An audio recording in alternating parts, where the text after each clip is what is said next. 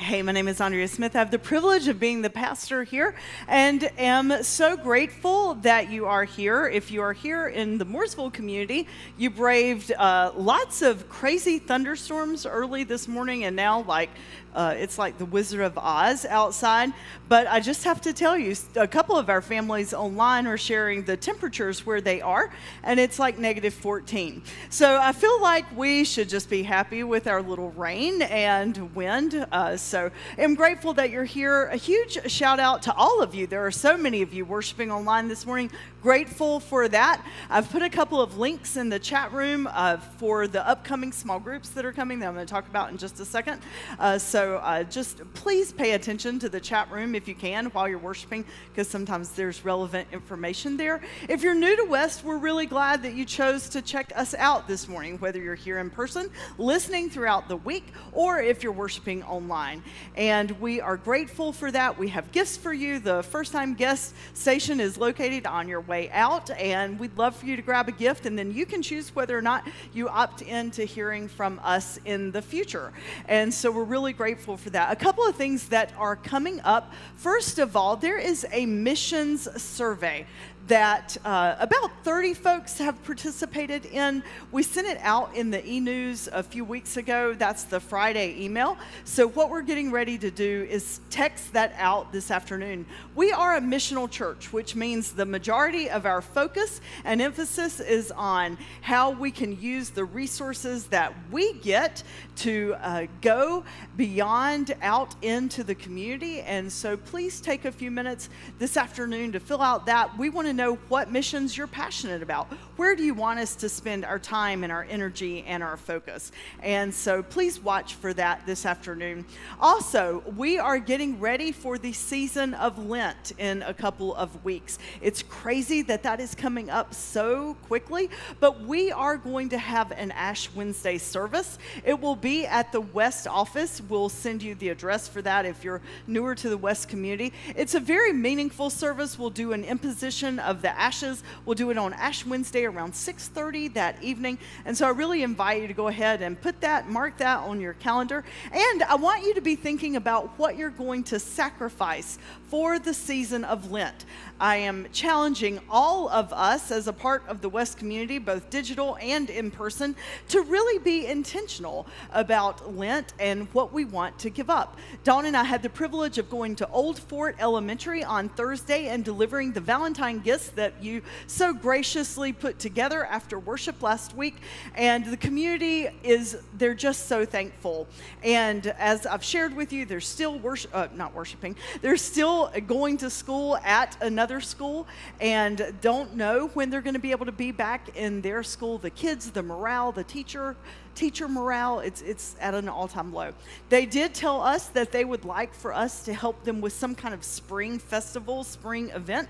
So if you're willing to be a part of that, be thinking about that. But our mission emphasis for the season of Lent is going to be Old Fort.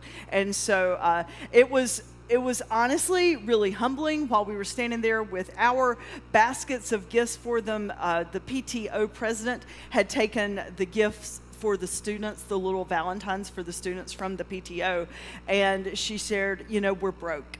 And they gave them all a lollipop. And I'm like, oh my gosh, we just have so much that we take for granted. So our Lenten offering will be for the PTO and their fund balance of Old Fort Elementary. I'll be bold and share with you what I'm giving up, and I do this with great reluctancy, but I'm giving up alcohol. Not that I have an issue with alcohol, but I do love a nice glass of wine or Deep Eddies. And I say that because Gary Heck introduced me to that, and I like it way too much, Gary Heck, so thanks a lot. But I'm going cold turkey for the season of Lent, and so whatever I would spend on that plus some extra, I'm going to put towards Old Fort. And I hope you will sacrifice something that really will make you miss it for the season of Lent, so we can think about what sacrifice really means and what dedication and commitment means. So be thinking about that. Also, want to let you know today, out in the Commons area after worship, we have this thing called Level Up Together. It's a nonprofit that we founded. It hosts Amped and Soul Creations. And Soul Creations is a business that we have launched, and it's actually become very successful. And so we have a booth at Merino Mill. We do pop-ups throughout the year. And last year we sold over $20,000 worth of product. And so our goal this year is to put a business plan around that so that it begins making a profit, and then that money will fund our outreach opportunities, things like Old Fort, Back to School Bash, those things. So we need you, because it's pretty much just Dawn and me and amazing volunteers right now. And so we are trying to figure out what our summer and spring candle line is going to be. So if you will, you did this back before Christmas, and it was so successful because we used your noses. So for those of you here in person, we need your nose. Go outside in the Commons area. There's no name on any of them. I know that's weird, but it's true. And smell the candles and then vote for them. 1, this stinks and I'd never buy it. 5, I love it. So if you would take a few minutes this morning, go out in the Commons area and help Soul Creations.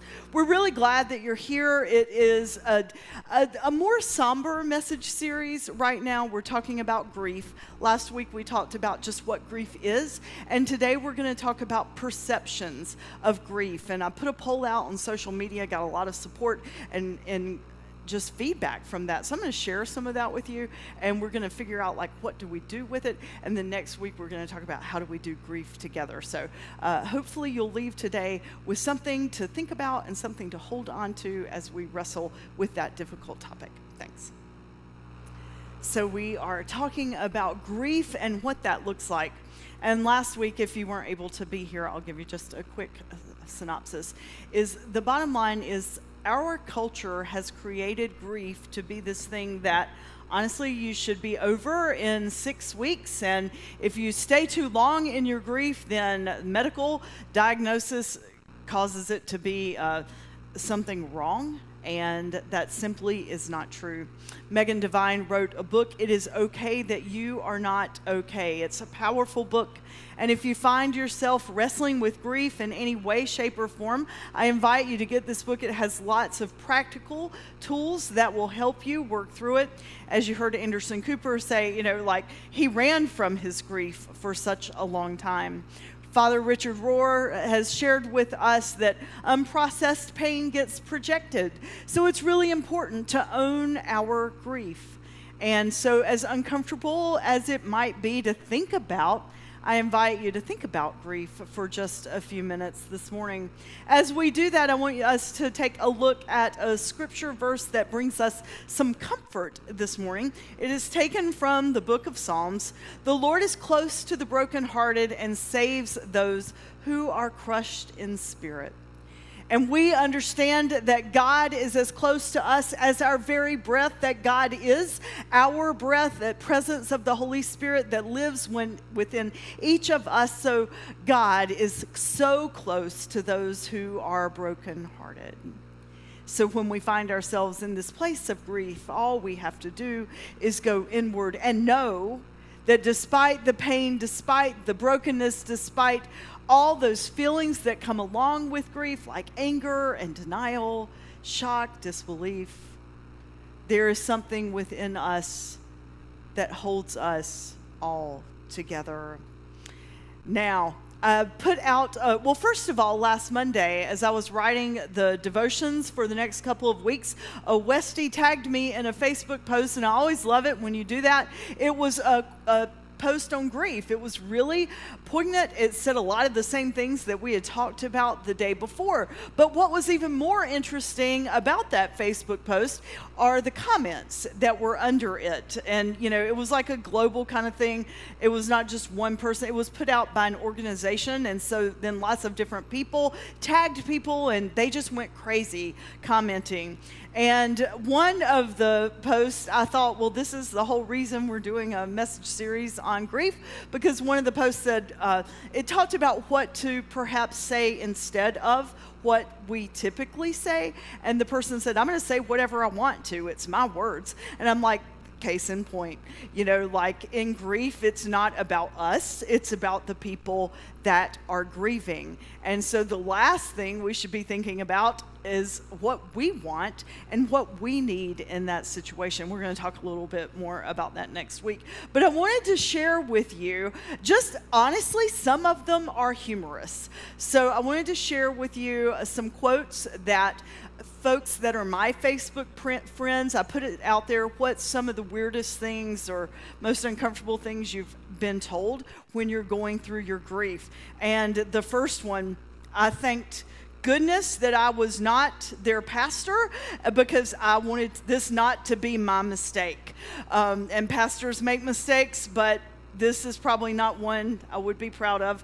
I will change your marital status. So like right after this woman's husband died, they were key volunteers in the church. People told her, or someone from the church told her, well, I'm going to change your status, your marital status on our church list. I'll let you know when folks have someone die close to their lives, the church database is absolutely the last thing on their mind. So, and I, as we went through these, I didn't know what to do. Like, do I love the comment? So I first started out early in the week, like putting little hearts.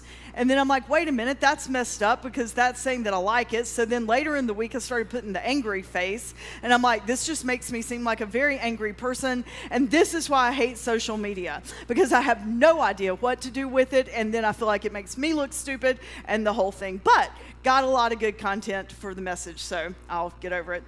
Here's another one that is so popular to say, especially when we're sitting with someone and, our heart is breaking for them. It gets easier with time. And the next quote, things will get better. Now, I loved that the people that were putting these quotes would say what people would say to them, and then they'd give their perspective. I thought that was so profound. So look at what they said. Well, maybe once they do get better, but when someone is in the middle of the grief, better isn't really available in any tangible way. Think about that for just a minute. That is so profound. Better in that moment, things will get better. When we are in the middle of our grief, we cannot begin to fathom what better might look like.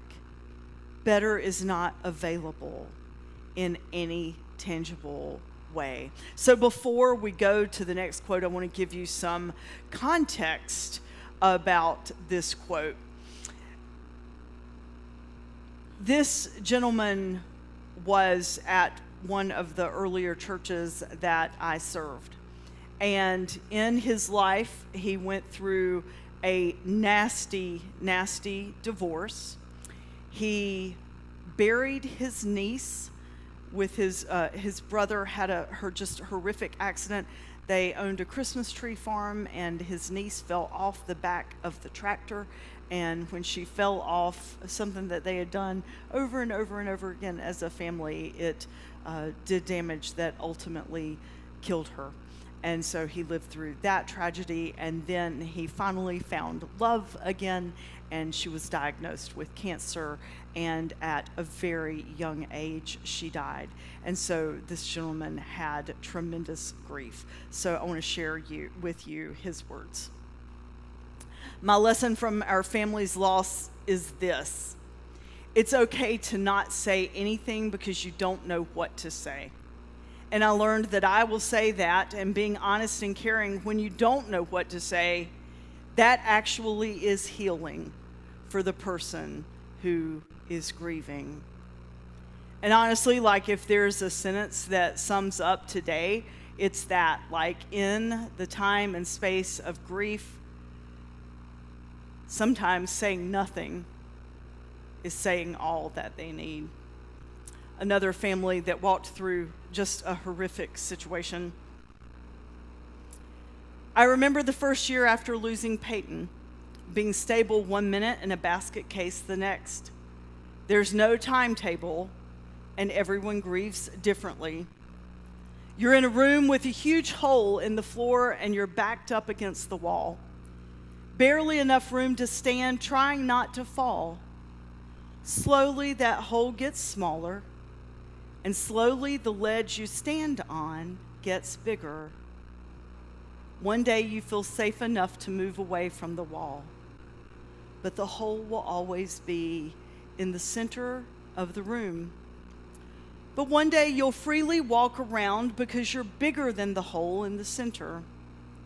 You will be aware of that hole, but not scared of it anymore. That's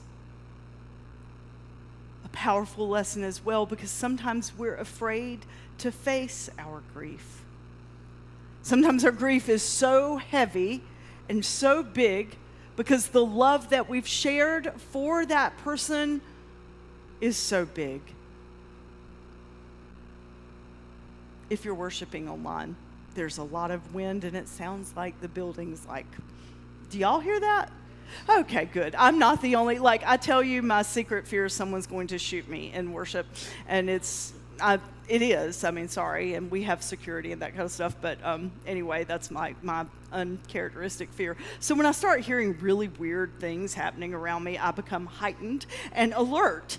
And so, because it's so dark, you could do anything to me, please don't. And I would never know. So online worshipers, and there's so many of you, sorry about that, but that was a little crazy. Anyway, back to this.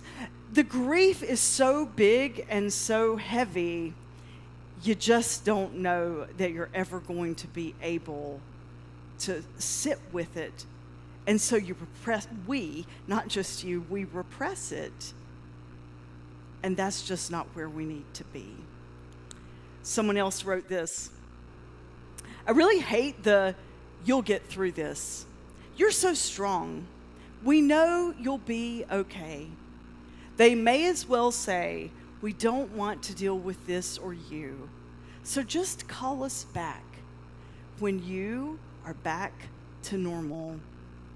I would much rather someone say, wow, that stinks. I don't know what to say or do, but I know that you're hurting and I'm here with you. Just admit that it's awkward and you don't know how to be supportive, but that you want to be. And then let's remember this. Grief is not something to be solved. It is something to be witnessed. Ourselves witnessing our grief, and others witnessing our grief with us. I invite you to listen to this passage. I don't know if you're familiar with the person Job in Hebrew scriptures. Some folks say this is a metaphorical story. Some scholars say he was a real person. I have no idea. But the power of this book in the Hebrew scriptures, it gives us a picture of a gentleman who had it all going on for him, and then every travesty and tragedy that could possibly happen to someone happened to him. I mean, he lost it all. His family, his livestock, his livelihood, everything in it. It goes through this conversation between he and the presence of evil and God, and he's talking to God. I really invite you to look at this book and take a read when you have some time. But he's going through all this horrific stuff in his life, and I want you to listen to what happens. 3 of Job's friends heard all of the trouble that had fallen on him. So each traveled to see him from his own country. They met up and went together to Job to keep him company and to comfort him. When they first caught sight of him, they could not believe what they saw. They hardly recognized him. They cried out in lament. They ripped their robes. They dumped dirt on their heads as a sign of their grief. And then they sat with him on the ground. Now listen to this next part. They sat with him 7 days and 7 nights. and they sat there without saying a word.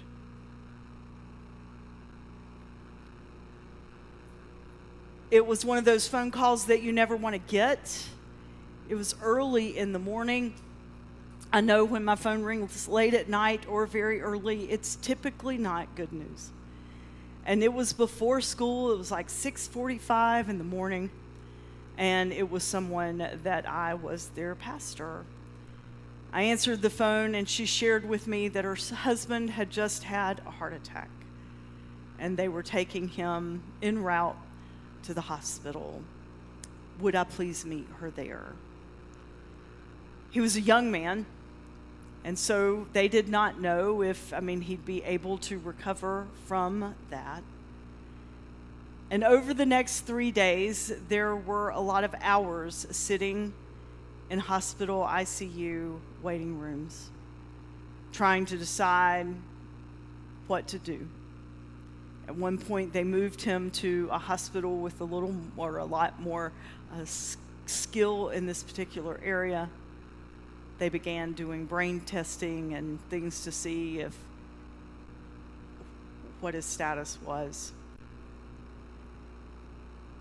There were no words that could make that better. They had 3 children, small children, or teenagers, and 1 teenager and small children. Nothing. And I'll never forget, in the middle of the night, they had called the family in, so I went back there, and it was just us in that ICU waiting room. And there was just this heaviness of silence. And they do a good job in seminary of teaching you Jesus stuff. I know you'd probably rather have more theological words than that, but I don't. But back then, maybe they do now, they didn't tell you what to do when you're sitting across from a woman in her 40s who's getting ready to lose the love of her life and the father of her 3 children. I didn't have any words. I felt inept. But at least I knew enough not to say anything. I beat myself up all the way home. I'm like, man, I should have had something to say, etc. And months later, after the situation, he ultimately died, was all said and done. She shared with me that she appreciated more than anything that I just sat there with her. I didn't try to fix it. I didn't try to make it better. I just sat there and held her grief. She used those words with me then. I didn't know what they meant, but after studying this and thinking about it, I'm like, okay, so my presence there, not saying anything, not trying to fix it, it helped her hold her grief. Is there someone in your life that really matters to you that is grieving? And can you help them hold their grief? Grief is more than just a death. And we've been talking about last week and today, what grief is and what it is around. But it's so much more than just a death. We can grieve different things. It can be a friendship that fades. We can grieve dreams that have never been achieved. We can grieve our home that no longer exist. I hear parents talk to me about their relationships with their older children. And as we've talked about it, they're like, well, I'm grieving, but I feel like I shouldn't be grieving. But there are things that we grieve. There are situations in our life that bring deep sadness to us. And it is time that we are okay with not being okay. There is no expectation, or should not be an expectation, that we've got it all together. And so if anything comes out of this series, it would be my hope that we acknowledge that we give one another space to not be okay. Megan Devine writes in her book that after her husband died in his 30s unexpectedly in a drowning accident, and he was an avid swimmer, it was the most freak accident ever, and she is a psychotherapist, a psychologist, she felt like she should have her grief all wrapped up. She knew all the right things to say, all the right things to think, but this grief was so real, and she talks about how she realizes that she probably did more damage than good for a while as a psychologist because she tried to rush people through their grief. You read what one of the folks on Facebook said. 1 minute everything would be okay, and then like a year later, those feelings would come rushing in. When you miss the people that you love or the situation that you no longer have, that brings that grief. And that does not just end once 6 weeks or 3 months or even a year passes. As I was thinking about this series and walking through it, I started thinking about my dad and like what that process of his death was like. And I shared with you that happened, and my marriage ended like 2 weeks within one another, and they both were rather unexpected. And so I did what I could do to try to keep my stuff together, and I put it all in a little box inside of me. And then my therapist told me that I talked about my life as if I read a newspaper article. I shared that with you last week. So a few weeks ago, I was listening to Divine's book on Audible, and I was driving up Perth Road, and all of a sudden, I just felt this overwhelming sadness about my father. And I'm like, whoa, that was 6 years ago. Why am I still sad about that? What am I sad about? Where are these feelings coming from? And I'm like, you know what? I miss him. There are times and situations of him that I miss, and it's okay to not be okay. Drove my little self all the way to the office, and you know what? Had some time of sadness. And then the feelings subsided. Grief's like that. It's like waves in an ocean, you just never know when it's going to come, and then sometimes they're really big, and then sometimes they're not. Sometimes they'll knock you down, and other times they'll just wash over your feet, and you can see the beauty of the waves. Grief is something we're all going to face. And it'd be so much better in life if we would just be okay with not being okay. But what is the point of this today? Job's friends, what did they do when they got there? I mean, they were shocked. I wish it would have talked a little more about like what they did. I hope they didn't grieve in front of him because of their grief. That would not be okay. But after they worked through their grief, they went and they sat with him and said nothing for 7 days. It's called a ministry of presence. And I want us to remember, sometimes words hurt way more than they heal. When someone is going through grief, when they get a diagnosis, and they grieve their life as they once knew it, because now after this diagnosis, nothing will ever be the same. Even if the disease is conquered, it doesn't go back to the way that it was before, so there's grief that comes along with that. When someone gets that, they do not need to hear our story. That is the hardest thing to do. I have to catch myself with that all the time. But if somebody starts going through something, we want to fix it. And the way that we think we can fix it is by relating to them and telling them about us. That is not helpful. When people get, and I've heard this over and over again in 30 years of ministry, when they get a cancer diagnosis, they do not want to hear everyone else's cancer story. Even if it's good. They don't want to hear it. You all were such a powerful faith community for my family last year when Lane and JT were going through their miscarriage. I asked Josh if I could share this with you. It was the Sunday that the news had come out, and it was, sad, just devastatingly sad. And Josh came up to me in the hall after worship, and he said, I just want to let you know, Haley and I went through this, and I'm sorry. And that's all he said. He didn't tell me the ins and outs. He didn't tell me any more details. He said, we had this, and I am sorry.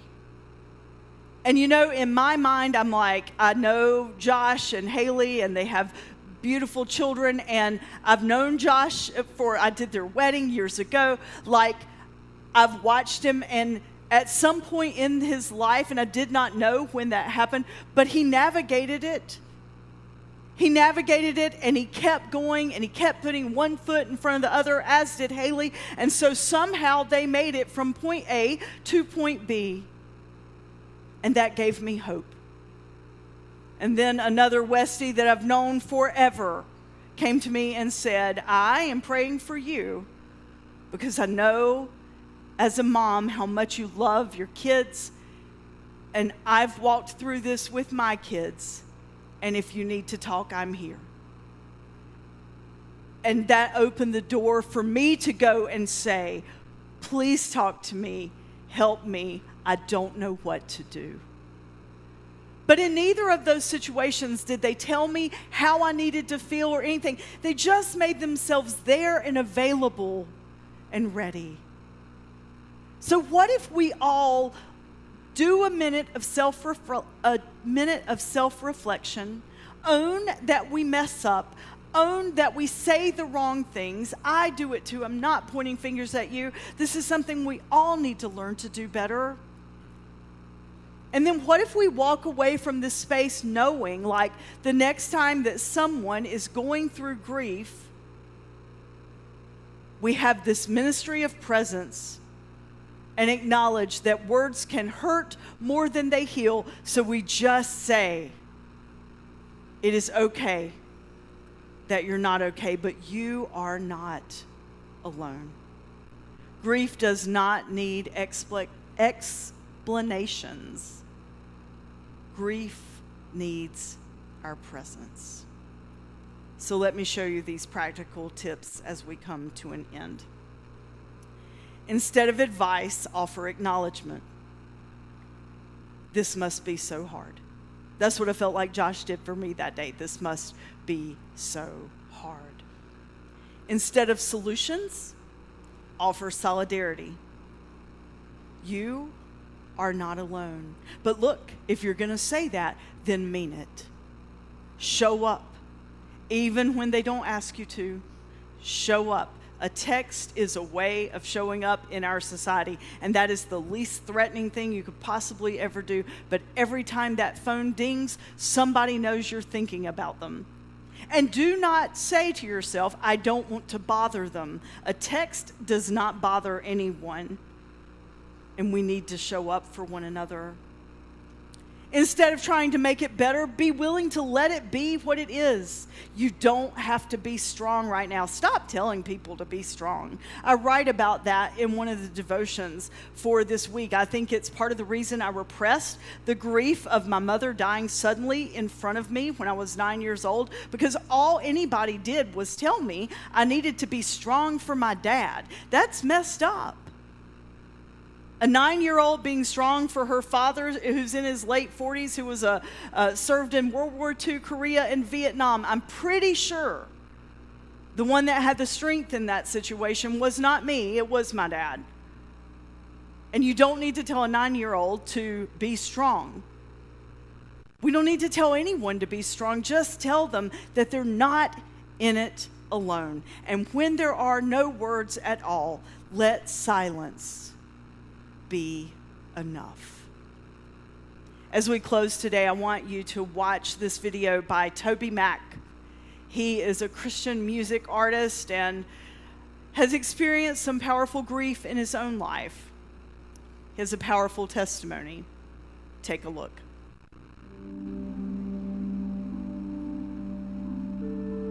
To me, grief comes in waves.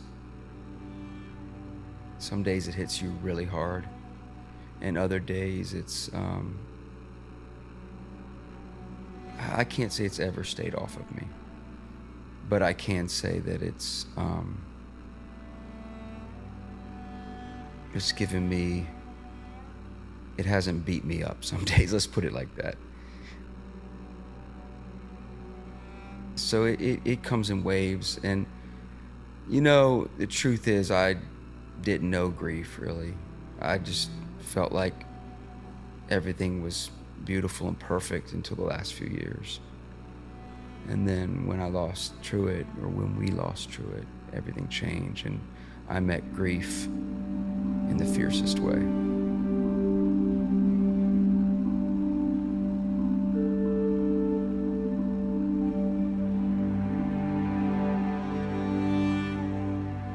I met a guy in Austin, Texas, and he lost his son. And it was before I lost Truett.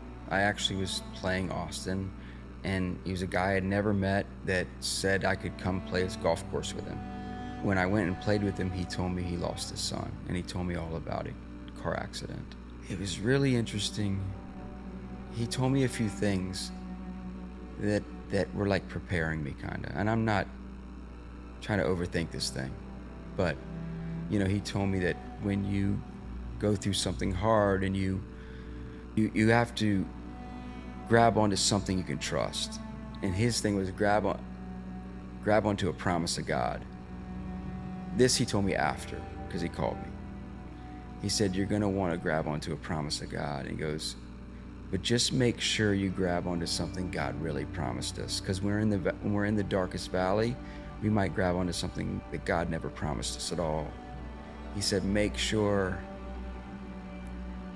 God, you might grab onto something like, I shouldn't be facing loss, or God's good and this shouldn't happen to me on earth.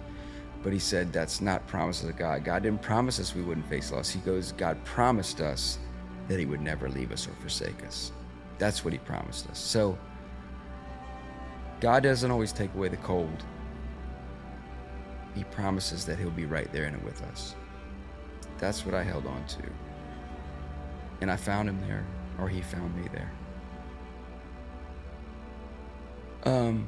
I think I started to learn to laugh even in the first week a little bit, but not laugh as deeply. I don't know if I'll ever laugh as deeply. I don't know if I'll ever smile as big.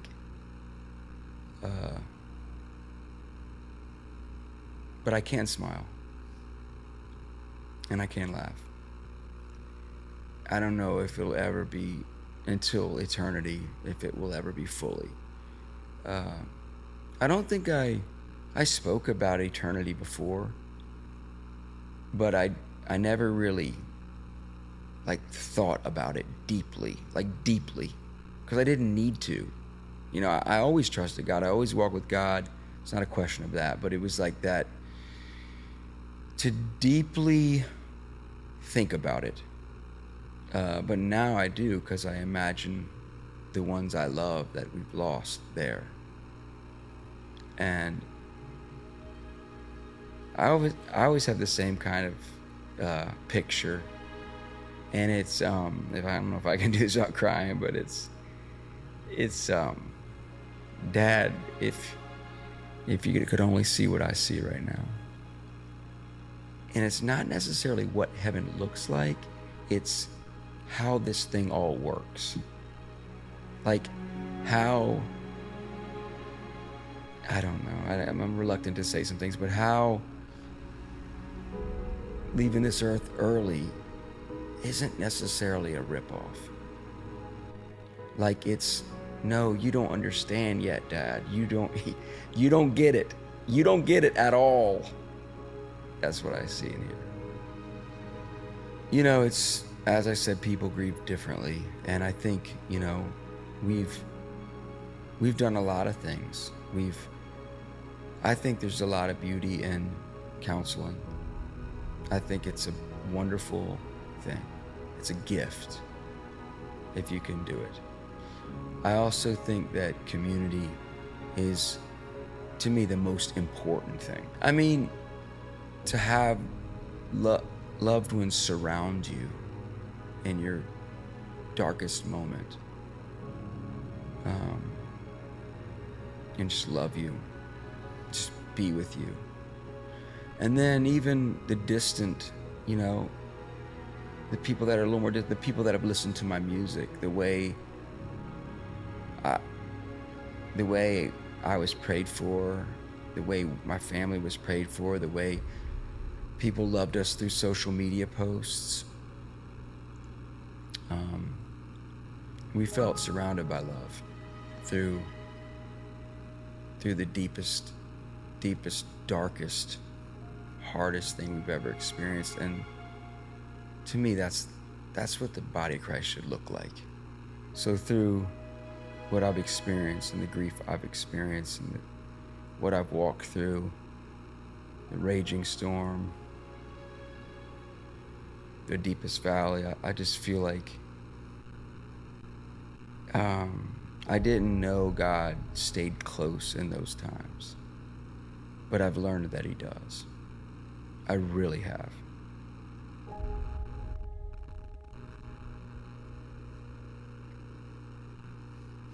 Casting Crowns has a song, and it has the words, "Love moved first." So whenever you are in that space of grief and pain and feelings of hopelessness, loneliness, and being abandoned, remember that love moves first. Let us pray. Gracious God, you are love, and you move first. We are never abandoned or forsaken. We are always held in you with a power and a presence that we cannot imagine. Gracious God, surround us in our grief. For those that are hurting right now, breathe in them your presence of peace. Hold space for them. Teach us how to hold space for one another so that we may be your light and your life for all. We offer ourselves to you in Christ's holy name. Amen. I invite you to stand and sing. Isn't that a beautiful promise that as the rains come, we can pray, Jesus, bring it because I know that I am not alone. May we offer ourselves just in those places of deep surrender. God, fill me with your strength because I have none of my own, and may you bring the rain. I'm going to ask that you pray for Monica Humple and her family. Monica is my age. We are colleagues. She is on staff at Williamson's Chapel. A while back, about a year ago, I guess, I don't remember the exact date, her husband was diagnosed with blood cancer, a very rare cancer, and he died yesterday. So you can imagine the grief that Monica and her family are carrying. So please just hold them to the light in a special way. May we go and may we be beacons of light to those who are grieving. May we let God surround our own grief with those places of deep peace. And may we know that we are never forsaken or never alone. Bring the rain.